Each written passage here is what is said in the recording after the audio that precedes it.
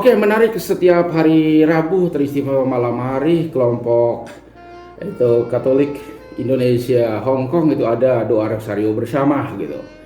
Dan itu untuk meningkatkan kebersamaan kita, meningkatkan persaudaraan kita dan saling mendukung satu sama lain. Terutama di bulan Juni ini, teman-teman keluarga Katolik Indonesia Hong Kong itu memilih untuk merenungkan peristiwa mulia seperti dianjurkan gereja dan untuk mendoakan Hong Kong dan juga mendoakan Indonesia demi kebaikannya. Hong Kong sejak pertengahan tahun lalu sampai dengan itu akhir tahun itu dengan itu badai politiknya, dengan krisis politik demokrasinya yang luar biasa gitu. Lalu disambung dengan itu COVID-19. Lalu Indonesia mirip juga gitu, baru selesai pemilihan umum di 2019, lalu masuk di 2020 itu dihantam sama badai COVID gitu. Situasinya mirip-mirip gitu. Kalau Hong Kong itu semakin rumit karena diperparah oleh situasi politik yang mempengaruhi bidang-bidang kehidupan umumnya, ekonomi, dan dari situasi ekonomi itu mempengaruhi juga kehidupan lainnya seperti kehidupan sosial, kehidupan dalam keluarga, dan juga pertemanan atau hal-hal lainnya. Karena itu saudara dan saudariku, kita sebagai orang Katolik, kita jangan pernah putus asa. Tuhan senantiasa mendampingi, Tuhan senantiasa menyertai kita kapan dan di mana saja kita berada. Karena itu pada malam hari ini saya bersama kawan-kawan semua sekali lagi mau melihat begitu kira-kira apa sih yang kita bisa belajar dari Bunda Maria. Kita melihat panggilan Maria itu panggilan yang unik. Karena itu renungan kita beri judul Maria Teladan dalam Beriman. Pertama, yakni keunggulan Maria itu dia menjadi teladan kita dalam hal beriman dan terbuka terhadap kehendak Allah gitu. Maria itu di masa mudanya teman-teman semua tahu dipilih, dan Maria terkejut gitu karena waktu malaikat Gabriel datang, "Ilahi Maria, engkau akan menjadi bunda Tuhan." Terkejut kan? Karena dia belum punya pacar, belum itu medsos, belum seperti yang sekarang bisa kenal banyak orang. Lalu Maria bilang apa gitu? Dia bilang, "Terjadilah padaku menurut kehendakmu." Dia percaya gitu. Dan dari iman yang dia miliki, dari keyakinan yang dia miliki itu menguatkan dan meneguhkan dia. Lalu yang kedua yang Maria buat yakni membagi sukacitanya itu. Lalu dia pergi mengunjungi Elizabeth, itu saudarinya. Lalu kegembiraan yang dia bagi itu menjadi bertambah. Bukan cuma dia sendiri yang gembira, tetapi juga Elizabeth. Ekspresi kegembiraan yang dialami oleh Elizabeth itu dia bilang begini, "Siapakah aku ini sampai ibu Tuhanku datang mengunjungi aku?" Dan bayi yang ada di dalam rahimnya itu melonjak-lonjak kegirangan. Karena itu saudara dan saudari, sekecil apapun kegembiraan yang kita miliki, mestinya kita bagi dengan sesama kita. Mulai dari dalam keluarga kita sendiri, di tempat kerja kita, dan di mana saja kita berada. Karena apa? Karena kegembiraan yang dibagi itu senantiasa memultiply dirinya, membiakkan dirinya. Kegembiraan sukacita yang kecil dibagi menghasilkan kegembiraan atau sukacita yang lebih besar begitu. Seperti kebaikan sekecil apapun kita bagikan untuk orang lain, kebaikan itu akan menggandakan dirinya, menghasilkan kebaikan yang lebih besar lagi. Maka itulah keunggulan yang Maria bagikan untuk kita. Kedua yakni membagi sukacita. Lalu yang ketiga yakni Maria membawa orang kepada Yesus. Lalu cerita tentang Maria membawa orang kepada Yesus itu implisit dalam peristiwa perkawinan di Kana. Waktu tuan pesta itu kekurangan anggur, insting keibuan Maria itu muncul. Lalu dia mendekati Yesus, lalu meminta bantuan. Mereka kekurangan anggur, tolonglah mereka gitu. Walaupun jawaban Yesus waktu itu kurang menarik untuk didengar oleh Maria, tetapi dia percaya Yesus bisa bantu. Kemudian dia sampaikan kepada para pelayan, dia bilang, "Apa saja yang dia katakan untukmu, yang dia perintahkan untukmu, kamu lakukan itu." Saudara-saudariku, mengikuti perintah Yesus itu senantiasa mendatangkan berkat, senantiasa mendatangkan mujizat untuk hidup kita. Karena itu teman-teman sekalian, apapun tantangan, apapun kesulitan yang teman-teman alami, jangan pernah berhenti berharap, dan jangan pernah berhenti berjuang, dan senantiasa beriman, mengandalkan Yesus dalam hidup kita. Karena mengikuti Yesus senantiasa bisa membawa berkat dan membuat mujizat dalam hidup kita. Dan memang mujizat itu masih terjadi sampai dengan detik ini. Paling kurang mujizat kita masih bisa bertemu, kita masih bisa bernafas, dan kita masih bisa menikmati kebersamaan pada malam ini. Lalu poin yang keempat yang Maria tawarkan untuk kita yakni teladan kemuridan. Dari sejak awal itu Yesus ada dalam rahim Maria, itu Maria sudah telaten itu menjaga, merawat dan membesarkannya. Lalu teladan kemuridannya itu kita lihat mulai dari Yesus bayi. Maria itu percaya bahwa Yesus yang dia lahir, putra yang dia lahir itu adalah putra Allah gitu. Dan sejak dari kecil itu sejak dari Yesus masih kecil itu Maria sudah mengalami tantangan yang hebat gitu. Jadi dia merasakan itu bagaimana susahnya tidak dapat penginapan. Kemudian itu dia merasakan bagaimana perasaan tidak enak dikejar-kejar. Akhirnya mereka mengungsi ke Mesir. Lalu juga pengalaman waktu Yesus masih remaja, itu mereka pergi ke rumah ibadah di Yerusalem untuk mengikuti Paskah. Lalu Yesus tertinggal di Yerusalem. Lalu saat itu Maria dengan anggota keluarga yang lain pulang, dipikir Yesus ada bersama mereka. Ternyata Yesus tertinggal di Yerusalem begitu.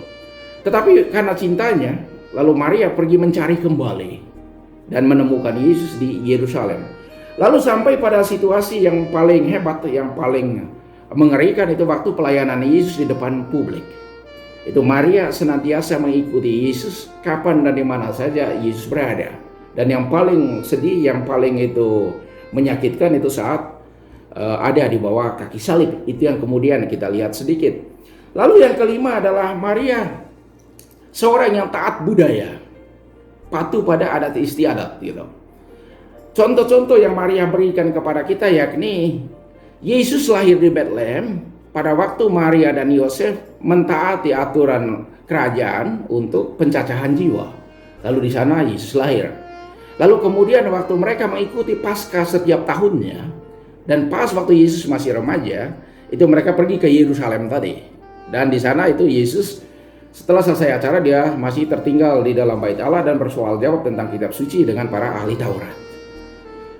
Singkat cerita, Maria senantiasa mengutamakan kebersamaan dan mengikuti adat istiadat yang ada. Lalu poin yang keenam yakni Maria adalah seorang ibu yang baik. Keibuan Maria itu sangat nampak dalam bagaimana dia senantiasa berjuang untuk melindungi, untuk menjaga dan merawat Yesus secara baik. Walaupun tidak banyak cerita tentang bagaimana dia merawat Yesus. Paling kurang dalam pengalaman bayi itu mereka mengungsi dari satu tempat ke tempat yang lainnya, mau menunjukkan itu kepada kita. Atau yang paling dominan nanti itu di saat dia itu mencari Yesus yang hilang, terutama di saat Yesus berusia 12 tahun itu. Lalu yang ketujuh itu Maria adalah teladan mengikuti Yesus dalam kesedihan. Itu yang tadi sudah kita singgung di awal tentang teladan kemuridan yang Maria miliki. Waktu Maria mengikuti Yesus terutama di peristiwa perjalanan salib itu sungguh menyedihkan. Bagaimana menyedihkan itu kebetulan di sini itu ada beberapanya itu adalah ibu itu punya pengalaman yang begitu intens tentang kedekatannya dengan putra-putrimu gitu. Artinya seorang ibu hatinya itu senantiasa tertuju yang pertama kepada keluarganya, anak-anaknya, lalu kepada pasangan hidupnya, lalu kemudian kepada hal-hal lain gitu. Lalu cintanya kepada anak-anak, cintanya kepada putranya itu mau menunjukkan itu bagaimana kebaikan seorang ibu itu untuk anaknya. Lalu Yesus dalam kesedihan, Maria dalam kesedihan mengikuti Yesus di kaki salib. Dan waktu Maria berdiri di kaki salib, Yesus bilang, "Ibu, inilah anakmu." Dan kepada murid yang dikasih dia bilang, "Anak, inilah ibumu." Dan seorang ibu kalau lihat anaknya menderita pasti sedih sekali. Jangankan menderita gitu, itu anaknya terperosok saja di saat itu berjalan lari-lari waktu hujan atau waktu musim dingin, itu pasti mudah sekali terpeleset. Kita sedih kalau anak-anak kita jatuh gitu. Lalu apalagi Bunda Maria saat itu putranya tergantung di kayu salib. Dan lebih menyedihkan lagi di saat itu Bunda Maria memangku Yesus di pangkuannya untuk terakhir kalinya setelah diturunkan dari salib. Saudara-saudariku, pengalaman-pengalaman yang dimiliki Maria senantiasa meyakinkan kita bahwa kalau kita senantiasa itu bisa mengalami, merasakan bagaimana kehadiran orang lain dalam hidup kita, atau bagaimana kehadiran belas kasih Tuhan melalui orang lain dalam hidup kita akan senantiasa menguatkan kita. Lalu poin yang berikut yang Maria mau tunjukkan kepada kita yakni senantiasa hidup dalam kebersamaan. Banyak penderitaan yang Maria alami, terutama di saat-saat akhir hidup Yesus. Tetapi dia tidak pernah meninggalkan itu kelompok para murid. Dia senantiasa ada bersama para murid. Teristimewa sesudah peristiwa Yesus disalibkan dan dikuburkan. Dia memperoleh kekuatan dan dia memperoleh penghiburan karena dia ada bersama dengan para murid. Kebersamaan yang tulus itu senantiasa menguatkan. Entah dalam keluarga, entah dalam kelompok kerja, atau di mana saja, atau juga dalam kelompok ini keluarga Katolik Indonesia Hongkong ini. Kebersamaan kita itu meneguhkan dan menguatkan kita. Karena itu saudara dan saudari, Thomas tidak percaya bahwa Yesus bangkit itu karena dia meninggalkan kebersamaan. Tapi kemudian dia pulang lagi ke kebersamaan itu, maka dia menjadi percaya kembali. Lalu Yudas Iskariot, dia mengakhiri hidupnya secara sadis itu karena dia meninggalkan itu kebersamaan. Dia meninggali kelompok para murid. Karena itu dia putus asa dan dia mengakhiri hidupnya sendiri. Maka mari kita bina terus kebersamaan kita, mulai dari dalam rumah tangga kita sendiri, dalam dengan teman-teman kerja, atau di mana saja kita berada. Dan yang terakhir yakni Maria senantiasa itu memiliki pengharapan baru dalam hidupnya. Pengharapan itu saat dia mengalami langsung Yesus yang bangkit. Bersama Maria-Maria yang lain dia mengalami Yesus yang bangkit, dan juga di saat dia berkumpul bersama murid dia mengalami Kristus yang bangkit. Karena itu apa yang dia katakan waktu awal dia dipilih menjadi ibu Tuhan, terjadilah padaku menurut perkataanmu, terjadi kembali. Waktu di saat akhir itu dia melihat bahwa Yesus benar-benar adalah Tuhan, benar-benar adalah penyelamat, maka harapannya akan seluruh pengorbanan dan perjuangan itu kembali dikuatkan bahwa segala yang dia korbankan, segala yang dia lakukan akan menguatkan dan menolong dia untuk hidup selanjutnya. Maka yang didapat oleh Maria, hadiah atas iman yang dia miliki, yakni dia diangkat ke surga jiwa dan raganya. Maria mendapat hadiah itu secara penuh, dan itu ajaran resmi gereja kita, dia diangkat jiwa raga ke surga. Saudara-saudari, iman yang kita miliki senantiasa menuntut tanggung jawab dan kadang pengorbanan. Dan setiap tanggung jawab dan pengorbanan yang saudara-saudari miliki, pada akhirnya akan ada manfaatnya, pada akhirnya akan mendapat berkatnya, yakni dengan menerima pertolongan atau bantuan Allah dengan cara apa saja yang boleh dialami. Dalam konteks Bunda Maria, dia diangkat ke surga. Saudara-saudari, hidup kita tidak pernah terlepas dari tantangan. Tantangan itu adalah bagiannya. Kesulitan itu adalah partnya.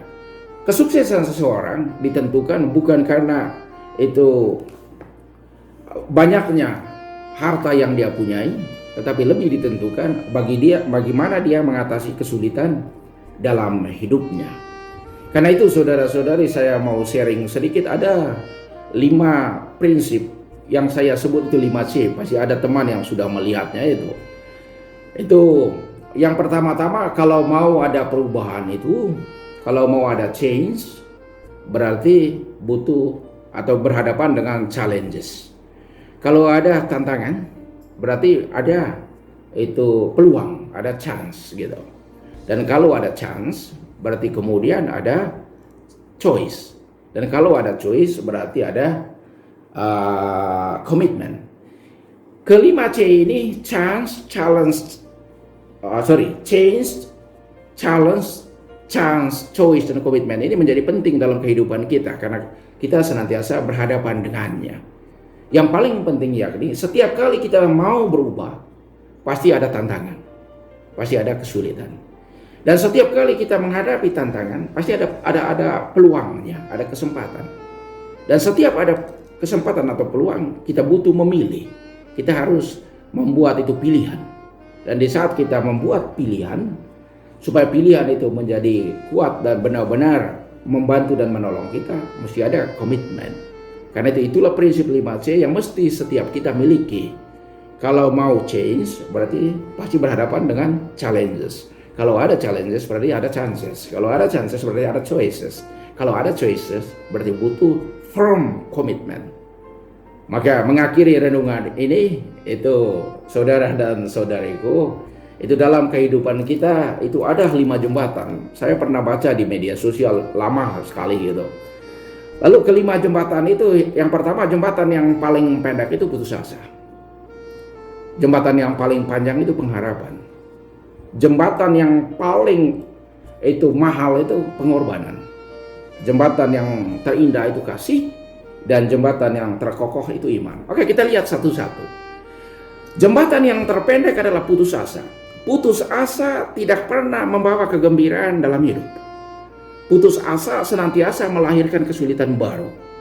Karena itu jangan pernah kita melewati jembatan ini dalam hidup kita. Karena di kiri kanan jembatan putus asa itu ada pikiran negatif. Ada itu energi negatif yang banyak sekali. Karena itu jangan kita melewati jembatan putus asa, karena itu akan membawa kesulitan dan tantangan atau kegagalan berikutnya. Putus asa tidak pernah mendatangkan kesuksesan. Lalu yang kedua yakni jembatan yang terpanjang, yaitu pengharapan. Kiri kanan jembatan pengharapan itu ada optimisme, itu ada pikiran positif, ada hal-hal baik lainnya. Karena itu semakin kita melalui jembatan pengharapan itu, semakin kita memiliki kekuatan dalam hidup kita untuk melakukan sesuatu atau menghadapi segala sesuatu dalam hidup. Lalu yang ketiga yakni jembatan yang termahal, yakni pengorbanan. Karena di kiri kanan pengorbanan itu, jembatan pengorbanan itu pasti harga diri kita dipertaruhkan, nama baik kita dipertaruhkan. Kadang juga itu waktu kita, harta kita dikorbankan. Karena itu jembatan termahal ini tidak terlalu banyak orang yang memilih untuk melewatinya. Karena pengorbanannya terlalu banyak.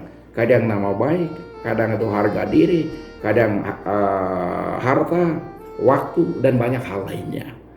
Tetapi itulah jembatan yang termahal. Kalau kita sanggup berkorban untuk sesuatu yang baik, pasti kebaikan itu tidak pernah akan hilang. Dan dia akan memultiply dirinya, menggandakan dirinya secara otomatis.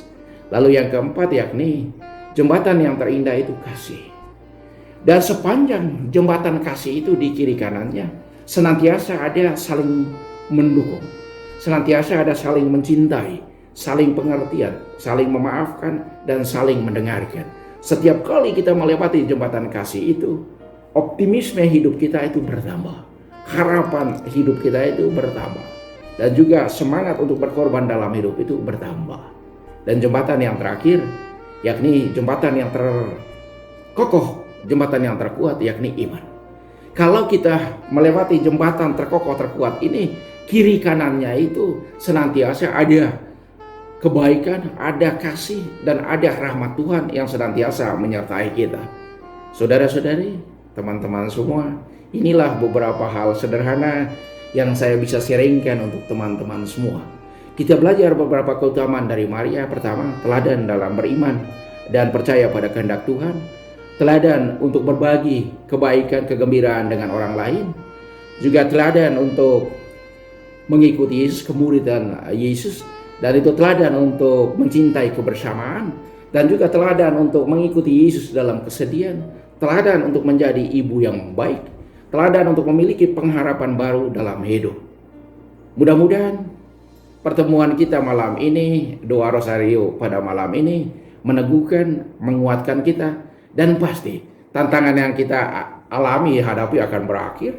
Pasti COVID akan say goodbye. Dan kestabilan politik di Hong Kong akan kembali baik kembali. Karena di Hong Kong itu orang-orang hebat semua. Dan juga di Indonesia, mudah-mudahan kami di Indonesia bisa mengatasi itu COVID-19 dengan baik. Itu kegiatan-kegiatan umum kembali dibuka. Dan untuk gereja, bocorannya akan dibuka pada bulan Juli nanti. Untuk di luar Jawa itu sudah mulai buka tanggal 13 Juni kemarin. Tetapi untuk Pulau Jawa itu kita masih pending. Karena mengedepankan kehati-hatian supaya jangan terjadi klaster baru untuk penyebaran corona ini. Itu saja kawan-kawan. Semoga Tuhan senantiasa memberkati kita. sekarang dan di mana saja kita berada. Amin.